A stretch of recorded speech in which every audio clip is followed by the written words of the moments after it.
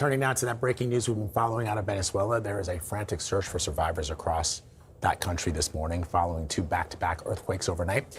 At this point, the official death toll and the number of injured is difficult to measure, and officials believe it will likely get worse. CBS News national correspondent Lilia Luciano has more.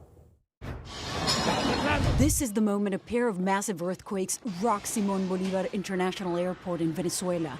As the terminal shakes, panic-stricken people can be seen running for safety before parts of the roof gave way, sending dust and debris into the air. Customers scream as part of a chimney collapses at a restaurant in a small mountain village. And chaos inside an apartment as a World Cup match blares on TV on a day when most Venezuelans were home for a national holiday. The twin earthquakes struck along the Caribbean coast about 100 miles west of the capital city of Caracas Wednesday evening. The first, a magnitude 7.2. The second, less than a minute later, a 7.5. In Caracas, cars swayed on highways, and entire neighborhoods evacuated the swaying buildings before they toppled down.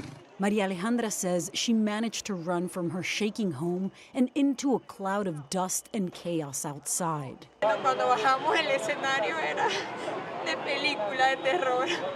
She says it looked like a scene out of a horror movie. The Venezuelan president, Delcy Rodriguez, declared a state of emergency, saying the focus is on saving lives. A lot of people are trying to look how to go back to their homes. The metro system is completely closed, all the stations. Rafael Punceles lives in the southern part of Caracas. And the windows with the sound of the glasses that you can hear them, and the house in some moments was like jumping. Rescue crews are now searching through the rubble of collapsed buildings for survivors. I need to know if my sister is okay, she says, as the families wait, desperate for answers. Joining us now to discuss more is research geologist Kate Scharer, who's also the U.S. Geological Survey's regional coordinator for Southern California. Doctor, thank you so much for joining us. I know it's been a very busy 24 hours at USGS. What's the latest information you're getting about what actually happened in Venezuela, and how much risk is there for aftershocks in the hours and days ahead? Yeah, thanks for having me on. The aftershock forecast has mellowed significantly. We see that the odds of a magnitude 7 or larger in the next week are more like 3 to 5%. So based on the seismicity patterns, that's the latest update we have on the USGS page for the aftershocks. But it's certainly really a tremendous set of earthquakes that came through here.